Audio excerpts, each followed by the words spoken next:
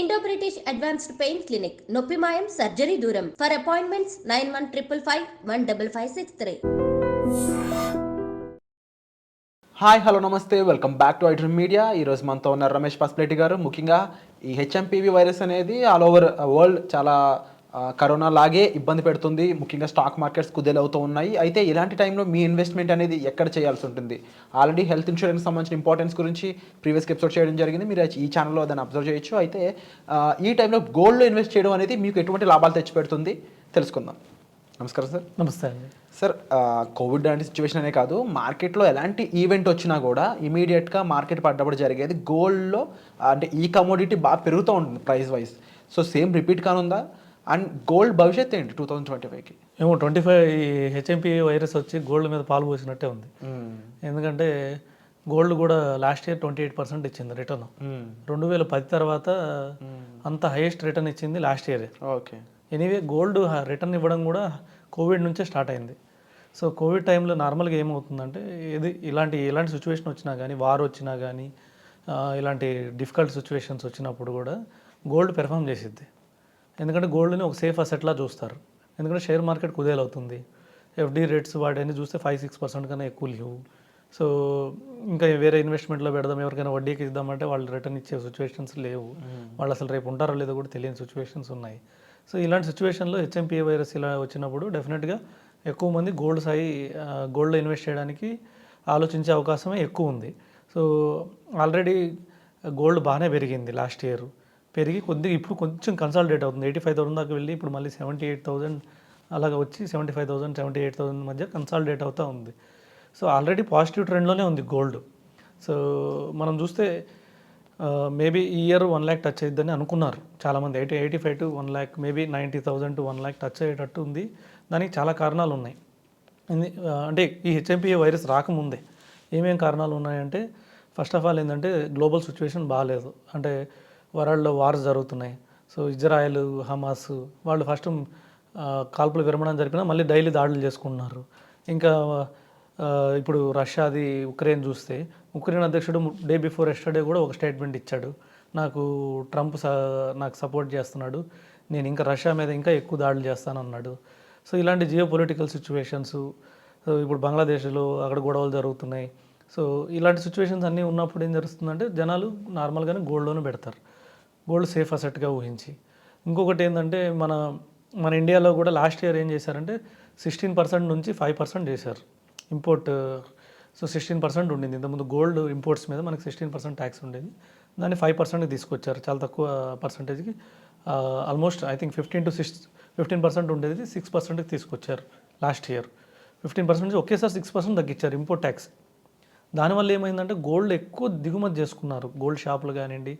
So ఇలా దిగుమతి చేయడం వల్ల రేటు కూడా డిమాండ్ పెరిగింది కాబట్టి డెఫినెట్గా రేటు పెరిగిద్ది. సో అంతేకాకుండా గ్లోబల్ సిచ్యువేషన్స్, ఇంకా ఇప్పుడు యుఎస్ ఉంది, యుఎస్లో డెట్ పెరుగుతుంది.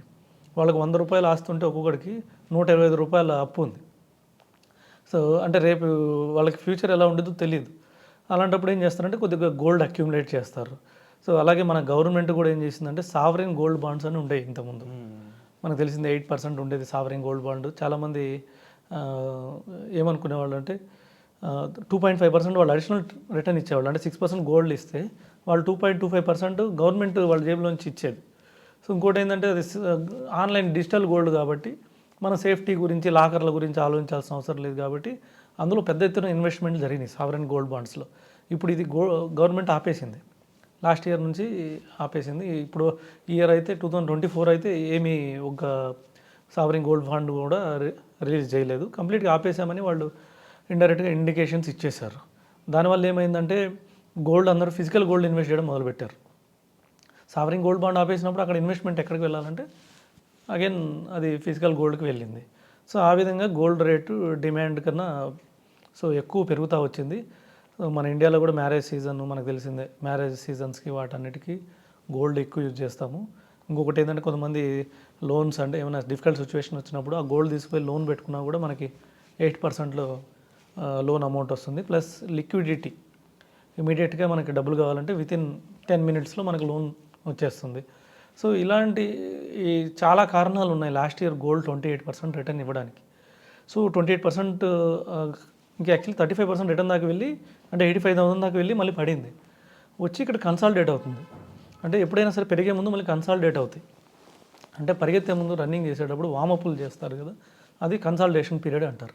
షేర్ మార్కెట్ కూడా పెరిగి మళ్ళీ తగ్గి అక్కడ కన్సాలిడేట్ అయ్యి మళ్ళీ పెరుగుతుంది. అలాగే గోల్డ్ కూడా ఒక పీరియడ్లో కన్సాలిడేట్ అవుతుంది. సో ఇక్కడ నుంచి చూస్తే సడన్గా ఇప్పుడు హెచ్ఎంపిఏ వైరస్ వస్తే మార్కెట్లు కానీ కొద్దిగా ఇబ్బందుల్లో పడితే మాత్రం ఆ ఇన్వెస్ట్మెంట్ అంతా కొత్త ఇన్వెస్ట్మెంట్ అంతా ఎటుపోతుందంటే గోల్డ్ వైపు పోయే అవకాశం ఎక్కువ ఉంది. ఎందుకంటే 28% రిటర్న్ ఇచ్చింది కదా last year. So last 5 years చూసుకున్నా కూడా డీసెంట్ రిటర్న్ ఉంది, బెటర్ దాన్ ఎఫ్డి ఉంది. సో ఇంకోటి ఏంటంటే లిక్విడిటీ ఉంది, ఎప్పుడు కావాలంటే అప్పుడు ఎవరికైనా రూపాయి వడ్డీకి ఇచ్చినా కూడా ఇవాళ రేపట్లో ఇవి వస్తాయో లేదో తెలియదు. ఇలాంటి కారణాలన్నీ గోల్డ్కి పాజిటివ్ కనబడుతున్నాయి. గోల్డ్ మాత్రం ఈ year all time high touch చేసే అవకాశం చాలా ఎక్కువ కనబడుతుంది.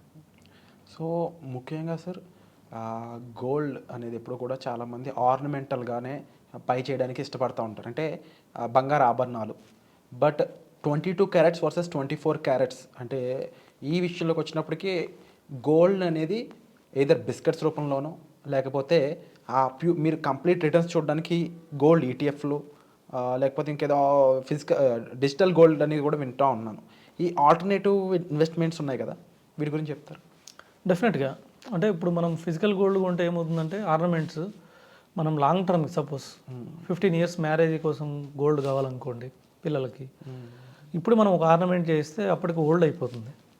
గోల్డ్ ఆర్నమెంట్స్ ఎలా ఉంటాయంటే ఎవ్రీ 1 yearకి డిజైన్లు మారుతుంటాయి, ట్రెండ్ మారుతూ ఉంటుంది, ట్రెండ్ అప్గ్రేడ్ అవుతుంటుంది, న్యూ ట్రెండ్స్ వస్తుంటాయి. ఇప్పుడు ఓల్డ్ హారం ఎవరు వాడాలని అనుకోరు.